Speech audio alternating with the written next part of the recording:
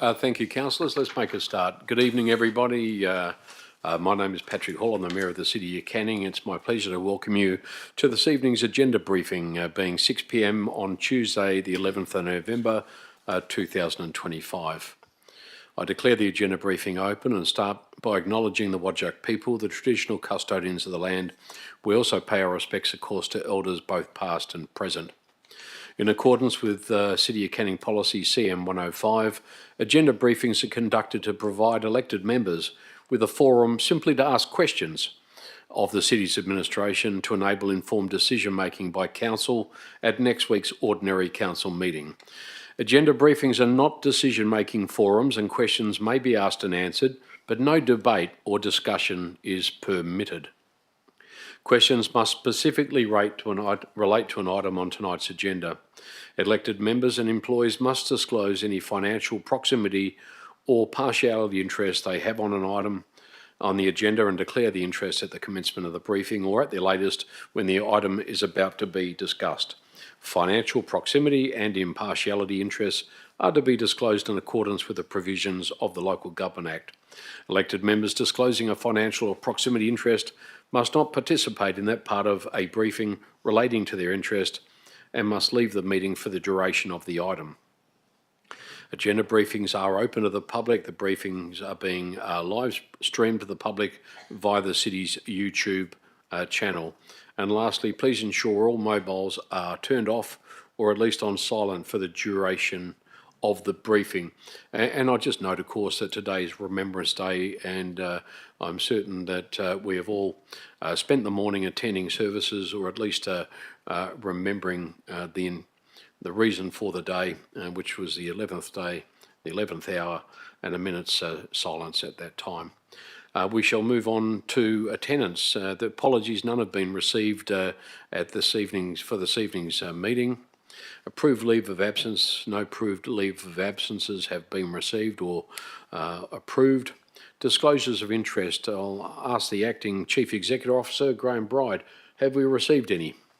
Yes, through you, Mr Mayor, we received one from yourself relating to item OC 01725, the new lease for Corinthian Park Tennis Club. Impartiality interest and the nature of the interest, I am a member of the Corinthian Park Tennis Club. Thank you.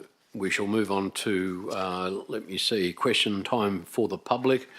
Responses to previous questions taken on notice. Responses to previous questions taken on notice will be noted in the ordinary council meeting agenda. Question time for the public will be 15 minutes, which may be extended if necessary. A question this evening must relate to an item listed on the agenda paper.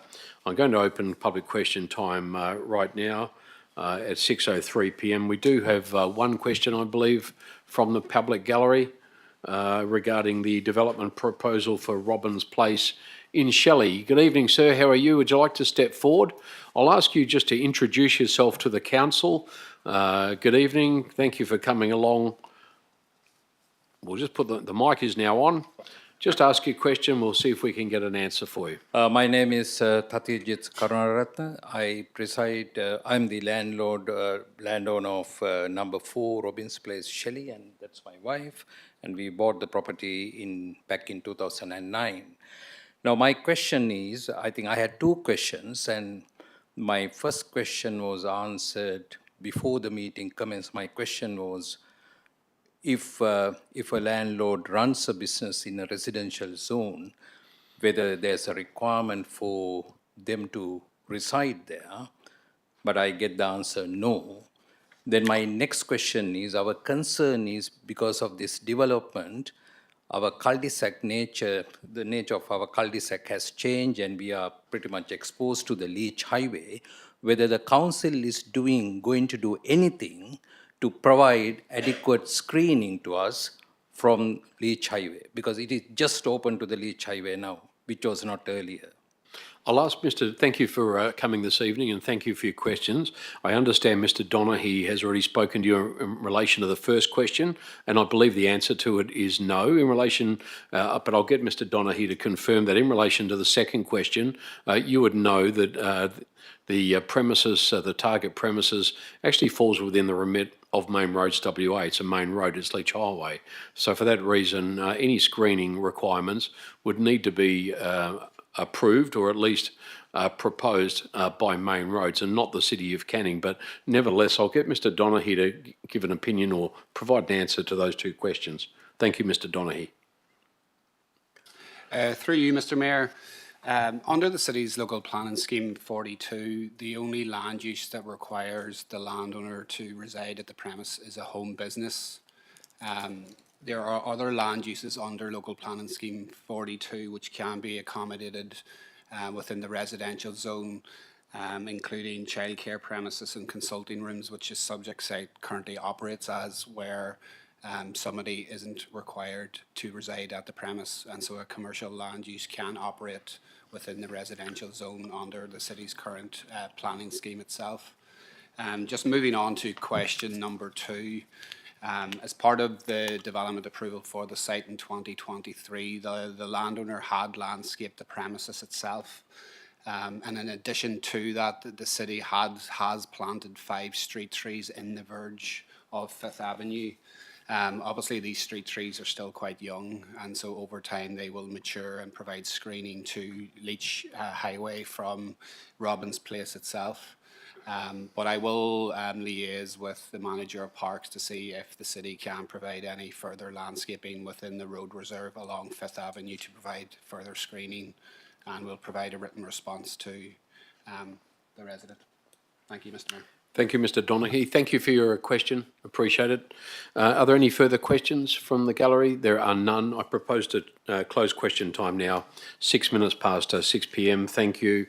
Item 4.3, deputations. There are none. Items brought forward for the convenience of those in the public gallery at item 5. There are none. Reports of committee meetings. None have been produced at item 7. Reports, the first of which is the report, 7.1, Mr Graham Bride, the Acting Chief Executive Officer. It's OC 016 of 25. Council meeting dates for 2026. The officer's recommendation is currently on screen. Thank you, Governance. It also appears on page 7 of tonight's agenda. Councillors, any questions in relation to the council meeting dates for 2026? Yes, Councillor Shen Sekon. Thank you, Mayor Hall. My question is in relation to the agenda briefings that fall within the school holidays. And my question is there potential to pilot a hybrid or online attendance for ABs that fall within the school holidays by any chance? We've looked at the possibility before, that just the logistics of actually setting it up were very difficult. I've got, you're nodding at me. Are you able to give an indication of? Yes, thank you, Mr Mayor. Look, we can definitely investigate that and let you know how we go. I do believe that we have trialled it and it hasn't been successful, but I can, respond back to you. Thank you. Thank you. Thank you, Councillor. Councillors, we'll move on to the next item being, Councillor Hearn. I'd just like to confirm that the NOM that was passed in 2023 about the meetings in school holidays, it definitely used the wording that we must consider, and it's not a direction not to schedule them during school holidays. Can that be confirmed, please? Acting CEO Bride. Through you, Mr Mayor. Certainly if you look at the previous resolution, it does say take into consideration, so it wasn't a requirement, but certainly, as has been done, we've certainly taken into consideration that previous motion, but it wasn't a requirement as such. Thank you. Yes, Councillor, Deputy Mayor Bone. Thank you, Mr Mayor. Can the City confirm when the annual general meeting of electors will be held next year? CEO, are you able to provide that information, or would you like to take that on notice? I'm pretty sure it's the 29th of January, but I will confirm with councillors after the meeting. We'll take that on notice, Deputy Mayor. We can answer it for you during the week. Thank you. Any further questions, councillors? Thank you. We shall move on to OC 017 of 25, new lease, Corinthian Park Tennis Club Incorporated. I have declared a disclosure, given a disclosure of interest and impartiality interest in relation to the item. Councillors, the officer's recommendation appears on screen. It's in two parts. The recommendation is on page 13 of the agenda. Any questions on this item? Yes, councillor Second. Thank you, Mayor Hall. The club has requested a 10 plus 10-year term. So can the city please elaborate on the rationale for limiting the lease to 10 years, given the city's significant investment and the club's ongoing maintenance obligations? Acting CEO. Yeah, through Mr. Mayor. Under the BR 01, it references that for a community lease, 10 years is the scheduled timeframe. There is scope there under the policy to consider longer leases where a tenant has been involved in constructing new facilities. In this case, obviously, the city has constructed them.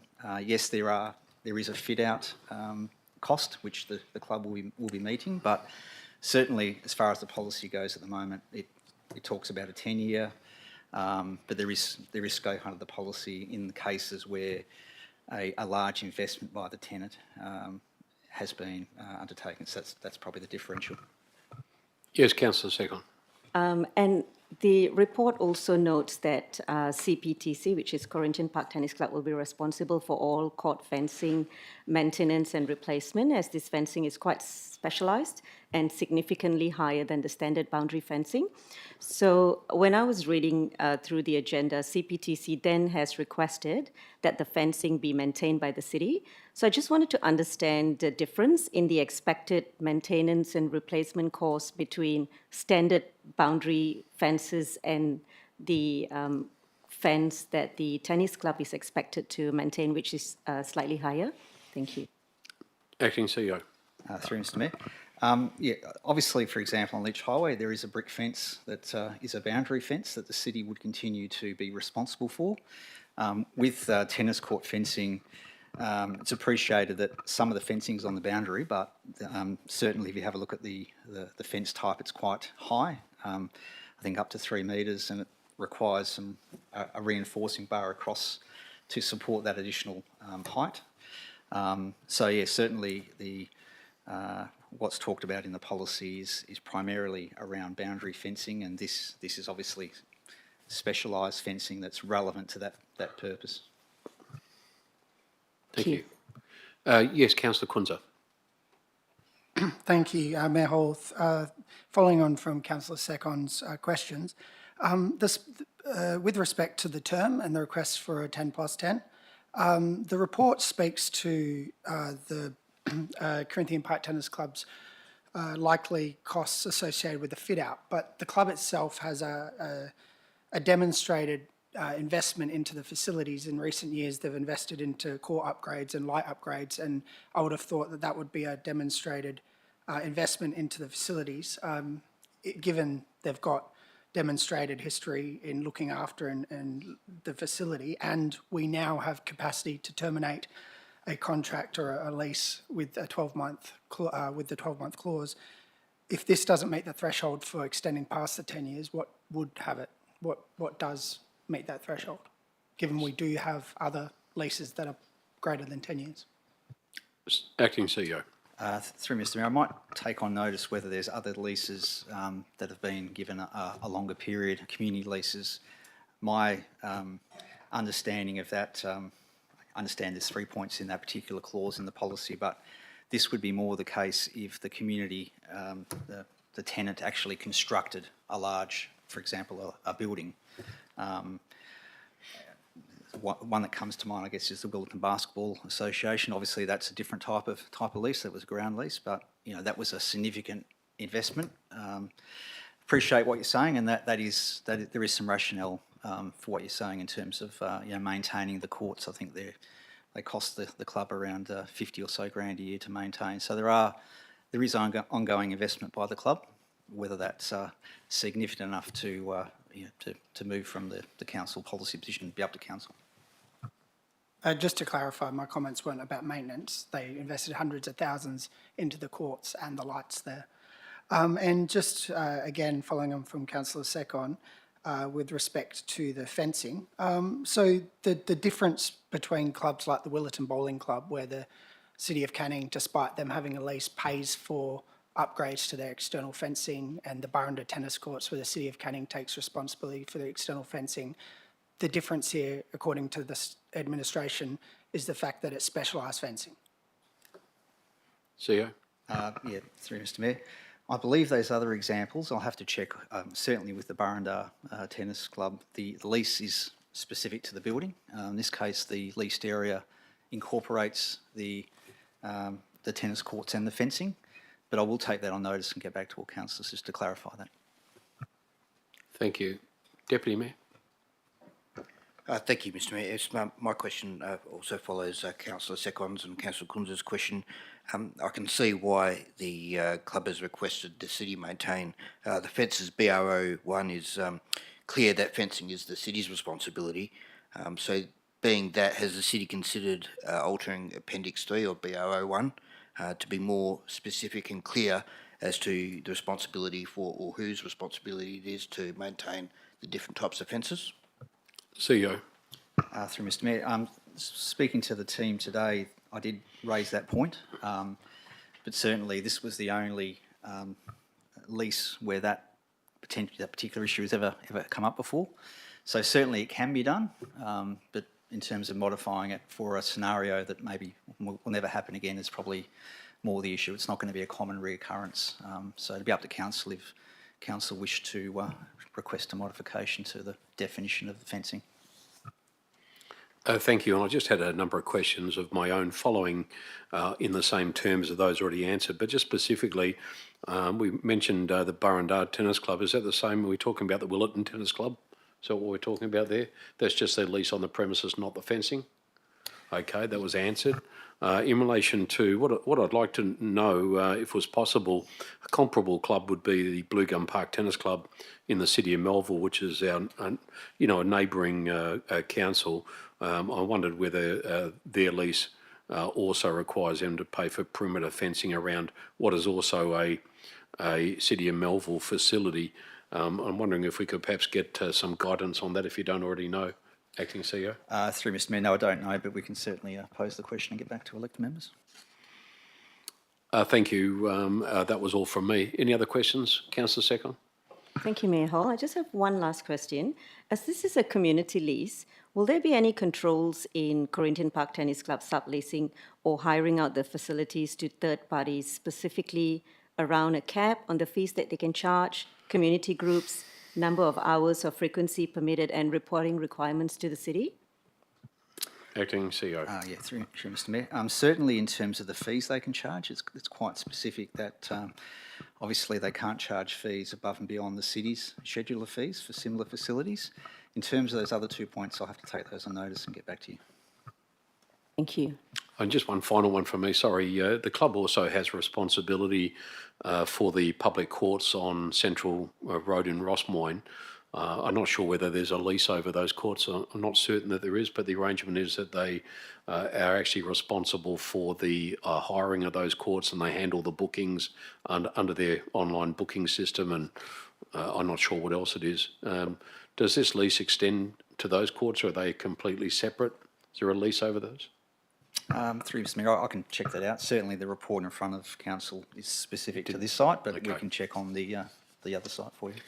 Thank you, councillors. We'll move on to the next item, which is item 7.2 from Mr Nelson Mauricio, the Director, Corporate and Commercial at CC 022 of 25, monthly financial report for September 2025. The officer's recommendation is on screen. It also appears on page 23 of tonight's agenda. Any questions in relation to September's monthly financial report? Thank you, council. We'll move on to CC 023 of 25, proposal to rescind record-keeping policy CM 181. The officer's recommendation is on screen and also appears on page 63. Any questions in relation to the rescission of that policy? Yes, Councillor Kunza. Thank you, Mayor Hall. I have a few questions in relation to the city's record-keeping plan. The report states that the most recent record-keeping policy, it's the policy, not the plan, sorry. So the city approved, got its record-keeping plan approved in 2024, June 2024, which was replaced the 2014 record-keeping plan. Why, given that the city was obligated under state legislation to review its record-keeping plan every 5 years, was it allowed to take 10 years before the city sought to review its plan? Director, you've got an answer to that one? Through the Mayor, my understanding is that there is a requirement to do it every 5 years, but for whatever reason, I wasn't here at the time. It's a long time ago.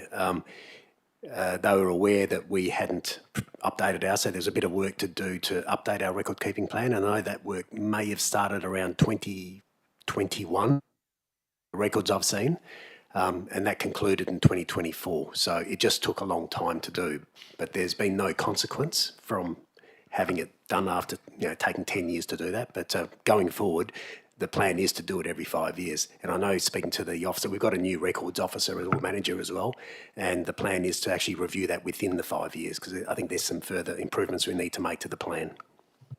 Councillor Kunze? Yeah, so when you say there's no consequence, the 2014 record-keeping plan spoke to commissioners. At no point did elected members have a process for having their records kept. So why did the city not think that was pertinent to actually review it earlier? And subsequently, this record-keeping plan was accepted in June 2024, and the guidelines for elected members have come out in September 2025. Why is there such a delay in informing elected members of their responsibilities in record-keeping? Mr. Mauricio, did you want to? Yeah, through the Mayor. Once again, I'm not sure about the history because I wasn't here, but my understanding would be that elected members would have received some guidance on record keeping from WALGA and through elected member inductions, and I'm sure that there would have been some training provided by WALGA or available to elected members from WALGA to ensure that they kept their records in accordance with the obligations or the responsibilities. Just to clarify, the part of our obligations I keep to the city's record-keeping plan, which is one of my questions. The new guidelines advise elected members to provide copies of all our emails to the executive assistant. Will further resourcing be provided to the executive assistant to deal with the inflood of records that will be provided to her if we were to be screenshotting all our social media, sending every single email to her? And also why, given that our councillor emails are resources and assets to the City of Canning, why would we be having to send our emails to the City of Canning? Do you not have scope to keep those records when we receive emails? Mr. Mauricio. Through the Mayor, I think one of the challenges would be that not all of the emails that elected members receive would be pertinent as records of the city.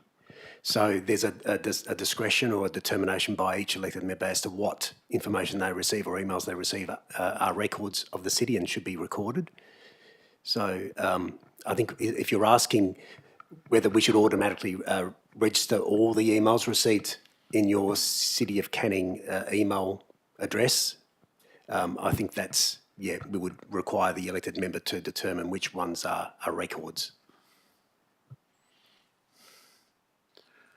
Yes, Councillor Page. My question would be, are we going to receive training on what records are records of the city, so that way we can fulfil this responsibility? Director, is that the plan? Outside the plan? So through the Mayor, so there is planning underway now to have a strategic briefing for elected members where we will cover off both the record keeping requirements and also the privacy, the PRIS, the private responsible information sharing responsibilities that come into effect in July 2026. That would be yes. Thank you. Any other questions? Thank you, Director. We move on to the next item, which will be from Mr. Austin Donaghy, the Acting Director of Planning and Development. At 7.3 on tonight's agenda, the recommendation appears on page 71. It's also on screen. It's PD 008 of 25. The title of the report is Final Consideration of Scheme Amendment number 17 to Local Planning Scheme number 42, Additional Use in brackets Medical Centre number 12 in brackets Lot 210, Robbins Place in Shelley. Councillors, any questions in relation to the item? Yes, Councillor Second. Thank you, Mayor Hall. When driving around the neighbourhood, particularly Willerton, which is only a few hundred metres away from this location at Robbins Place in Shelley, I noticed that there have been quite a few medical centres that have sprung up in the last 12 months, for instance. My question is, did the assessment consider effects on existing medical practices nearby, or was the focus solely on land use planning suitability? Competition is not included as part of the assessment, is it, Mr Donaghy? Can I get you to answer that? Through you, Mr Mayor, the simple answer is no, it's not considered. So the city is required to consider this land use solely to the subject site itself. There is two different land uses within the local planning scheme. One is consulting rooms and one is a medical centre. Consulting rooms can have up to 2 health consultants operating from a residential premise, and that is an A use within the scheme, which can be approved by the city following advertisement of the application itself. This scheme amendment is proposing a medical centre, which is currently an X use under the local planning scheme 42. But there is a number of additional use sites across the city that has medical centre uses within local planning scheme number 42. So you have to consider that on a site-by-site and a case-by-case basis, which the planning report through Council for consideration next Tuesday considers that just relating to this specific location itself. Thank you. Thank you. Thank you, Mr Thank Donaghy. you. Thank you. Yes, Councillor Ross. Thank you, Mayor Hall. My quick question is, under the Scheme 42, why does the medical centre, if given it's a commercial premises, only restrict it to 3 practitioners at a time? Mr Donaghy. Through you, Mr Mayor. So in this particular case, it's actually to do with the size of the proposed lot itself. It wouldn't be able to accommodate any more health consultants than a maximum of 3. So back in 2023, when the city issued development approval for 2 health consultants on site, the operators at the time increased parking provision on site to provide 14 car parking bays. That is the magic number for 3 health consultants. And so as part of the scheme amendment process, we have conditioned as part of the additional land use that they can only have a maximum of 3 on site to operate at any one time, because essentially that's all that they can accommodate on site. Thank you. Yes, Councillor Ross. Thank you, Mr Mayor. Just 14 car bays seems a lot for 3 practitioners and then 3 clients of those practitioners. It would seem a little bit discombobulous. Mr Donaghy. Through you, Mr Mayor, that is exactly what's required under the city's planning scheme parking ratio for a medical centre. And to break that down, it's 6 parking bays for the first consultant and then 4 additional bays for each consultant after that. So for example, if there was 4 health consultants operating in a medical centre, they would need 18 car parking bays, for example. Thank you. Thank you. Thank you, Councillor Ross. Any further questions on that item? Thank you. We shall move on then to PD 009 of 25, submission to DevelopmentWA, draft Bentley design guidelines and development policies. The officer's recommendation is that Council endorses the submission to DevelopmentWA. That recommendation is contained on screen and also appears on page 91 of tonight's agenda. Any questions from the floor in relation to the item? Yes, Deputy Mayor. Thank you, Mr Mayor. I note that the design guidelines require, I quote, all developments to maintain well-managed, safe and orderly environments that deter antisocial behaviour, end quote. So who will be responsible for managing the environment to prevent antisocial behaviour, and does that also include residents being required to maintain vegetation and their gardens on private land? Acting Director Donaghy. Through you, Mr Mayor, in terms of the SEPTED design guidelines, they're incorporated into the design guidelines themselves. So each development application that is submitted to DevelopmentWA will have to show how the design itself promotes SEPTED guidelines. So safe visibility for pedestrians, no hidden accesses and things like that. In terms of the maintenance of those spaces moving forward, over time the roads will be normalised back into the City of Canning's ownership, which then will come and fall under our maintenance. So the city will be required in future to maintain the verges themselves. Obviously, private landowners will have to manage their own front setbacks and landscaping within those front setbacks. But as part of the Bentley redevelopment area itself, there will be a number of different types of developments. So there will be single houses, group dwellings, multiple dwelling sites, as well as mixed use and commercial. So we will have a different variance of developments through the redevelopment area over the next 15 or 20 years, which will provide different streetscapes and different verges to maintain. Thank you. Thank you. Yes, Deputy Mayor. Thank you, Mr Mayor. A couple of questions more, if I may. The proposed parking 1 bay per 4 student accommodation units, what impact does the city believe this will have on parking in the redevelopment area? And one thing I am considering is student participation in the gig economy. So a lot of students, drive Uber Eats and Uber taxis, etc., and they obviously use a car for those purposes. Do planners take that into consideration now at all? Mr Donaghy, do you know whether that was taken into consideration? Through you, Mr Mayor, no, I don't think that exact point was taken into consideration. The city, as part of their submission, has identified parking ratios to be a bit low, and we have recommended them to be in line with the R code requirements for residential dwellings within the redevelopment area itself. In terms of the non-residential land uses, we've recommended them to be in line with the city's local planning scheme 42, so it's consistent across the city. Yes, Deputy Mayor. Thank you, Mr Mayor. Just one more. And could CCTV strategy be included either in the design guidelines or the development policies? Could that have been included? Mr Donaghy. Through you, Mr Mayor, historically, no, DevelopmentWA wouldn't include that specific type of information within these documentations themselves. Over time, when the roads will be normalised back into the city, that's probably when we can consider the installation of CCTV over the wider Bentley redevelopment area itself. But it's not a specific requirement that DevelopmentWA usually include into their design guidelines or policy suites for the redevelopment areas. Thank you. So, Mr Smith, so that the onus or the responsibility will be on the city for CCTV? Through you, Mr Mayor.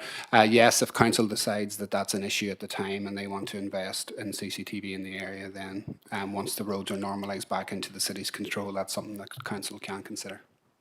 Thank you. Thank you, Deputy Mayor. Just a couple of quick questions from me. Mr Donaghy, just paragraph 20, page 97, refers to the city's submission. It's about 13 or 14 parts there. Just in relation to C, talks about crime prevention through environmental design, and I think the city's comment is that is a little vague. Is that a term that we've seen used before? And despite it being vague, does the city have any idea what is meant by that term? Because I'm at loss to understand what it means. Crime prevention through environmental design. Through you, Mr Mayor. The city's comment in terms of it's vague is because they've provided two separate statements within the design guidelines relating to SEPTED, and the city's comments is they should tighten them up and provide actual outcomes relating to SEPTED requirements within the design guidelines that proponents in future can easily follow when they submit development applications to DevelopmentWA, sorry. So for the city's comments back to the DevelopmentWA is that they need to provide more information relating to those SEPTED guidelines within the design guidelines themselves. Okay, so that's the reference to vague. In J, the city's raised the existing public open space deficiency in Bentley. Why was that actually raised? Is that because the city's disappointed by the level of POS in the development? Is that the reason why it was flagged with DevelopmentWA? Through you, Mr Mayor, yes, exactly. The POS calculation with the POS that's going to be provided within the redevelopment area will sit at 6.45%. That is somewhat short of the 10% normally required for suburbs under the state legislation for public open space. So the city just wanted to identify within the design guidelines that Bentley does require a lot more public open space to be provided for its future residents. Obviously, this development will create up to 1,000 new dwellings. So there will be a lot more residents that will need to utilise POS moving forward. And so we wanted to highlight that within the design guidelines themselves. Okay, and just in relation to the submission itself, and I obviously understand that the city's waiting for council to endorse the submission.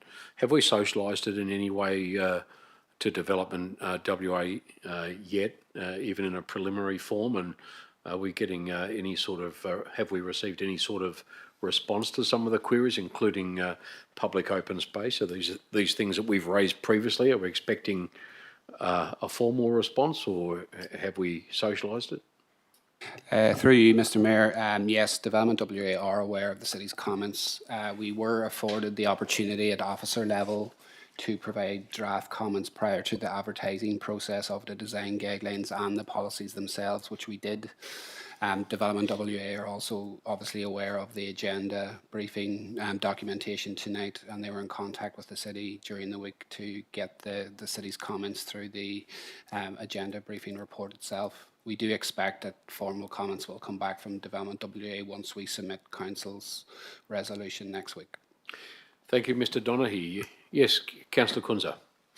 Through you, Mr Mayor. Mr Donaghy, I was just wondering if you can explain further the comments with reference to page 17 and 18, the comment from the city requesting the addition of an acceptable outcome which allows for reduced parking where a residential transit plan is provided.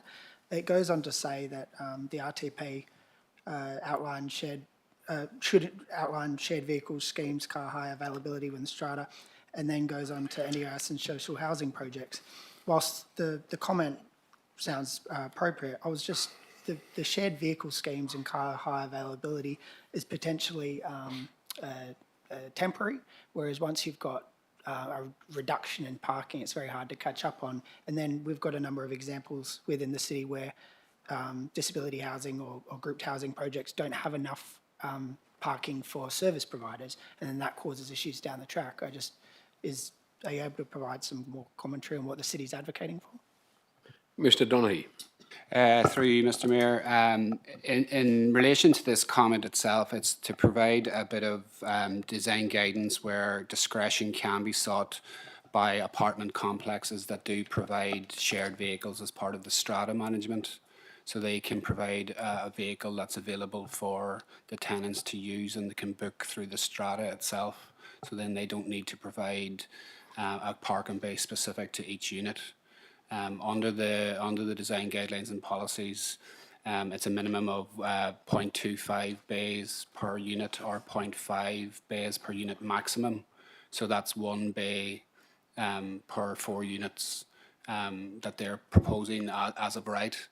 An NDIS example is a perfect example where a lot of the tenants within an NDIS apartment won't have access to a vehicle or use a vehicle. And so if they can provide a transit plan to show that the operation of that multiple dwelling in future won't require vehicles, then that should be permitted as a right. And so the city wants to have an option within the policies and design guidelines to allow developments such as NDIS apartments to be developed within the Bentley redevelopment area and not have to justify that parking reduction, which we do see, for example, through the DAP process. And this year and last year, we've had to justify parking reductions for NDIS apartments within Cannington City Centre, for example. Thank you. Thank you. Thank you, Councillor Kunza. Thank you. We shall move on to the next item. It is 7.4. Director Warren Bowe's not here. The acting director, Mr. Stewart, is here. There's no reports from that directorate. We skip to 7.5. Mr. Gazzardi is here, the acting director of Customer and Community. CO 008 of 25, the adoption of revised policies, use of council logo, Armorial, Crest and name policy CM 184 and media strategy policy CM 178. The officer's recommendation is on screen. It also appears on page 108 of the agenda. Councillors, any questions in relation to this item? Councillor Kunza. Through you, Mayor Hall. With policy CM 178, media relations, clause 4.3 goes on to say that elected members are encouraged to inform the CEO if they're approached by the media. And then section 5, clause 5, subsection 1 goes on, all media inquiries must be directed to the city's administration for coordination. Who is clause 5, subsection 1 speaking to? Acting Director.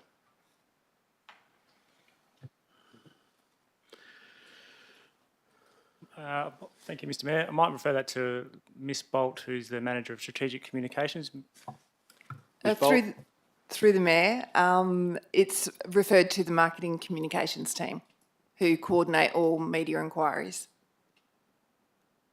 No, sorry, just to clarify, who must direct the media inquiries? Who is that speaking to? All media inquiries must be directed to the city's administration. Is that talking to the media? Is it talking to elected members? Is it talking to staff?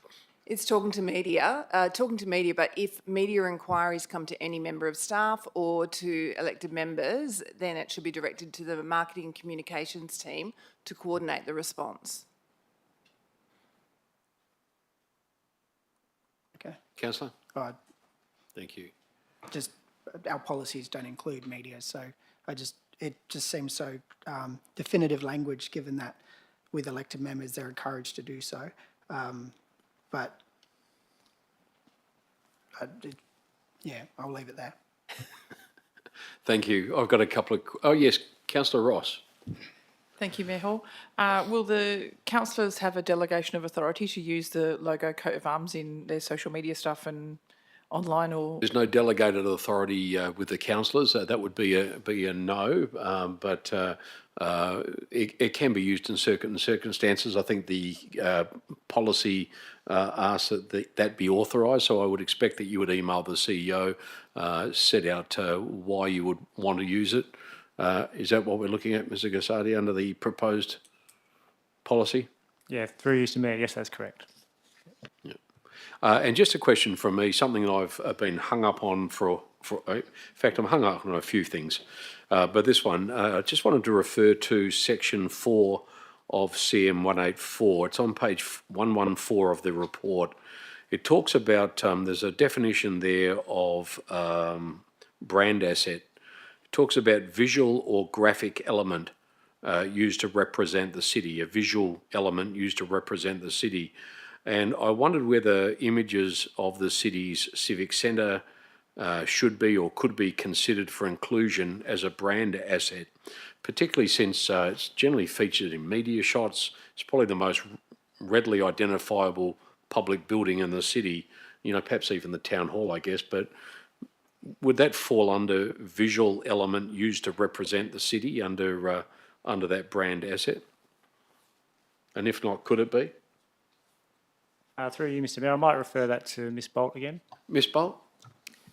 So you're referring to the actual building, the I'm facade referring of the to building? images of the building. There's actually a website being used in the City of Canning at the moment. I think it's called City of Canning Residence, with a great big image of the City of Canning's Civic Centre on it, which I would believe would be a visual element used to represent the city. I could investigate it further, but I suspect because it is visual from the road, whenever media would do coverage relating to the City of Canning, that would invariably be a backdrop. They wouldn't even necessarily be coming onto our property. So I believe it would be very difficult to register it in that sense. Difficult, but not impossible. All right, we'll discuss further. Yes, we can explore it, but I don't want to raise expectations. Okay, thank you very much, Ms. Bolt. Appreciate it. Any other questions in relation to that item? Yes, Councillor Shen Second. Thank you, Mayor Hall.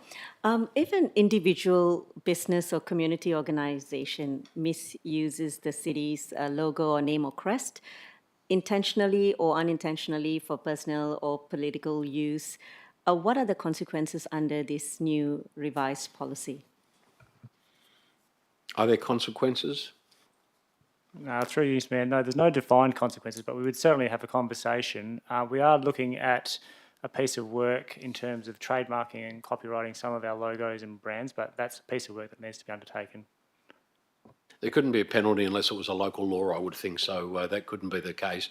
It would be, we've written similar letters previously, haven't we? Basically a warning letter talking to copyright and issues like that, which can be enforced at some point. But to answer your question, no penalty at the moment. Thank you. Thank you. The last item on tonight's agenda, councillors, is item 8. It's a notice of motion for consideration at the next ordinary council meeting.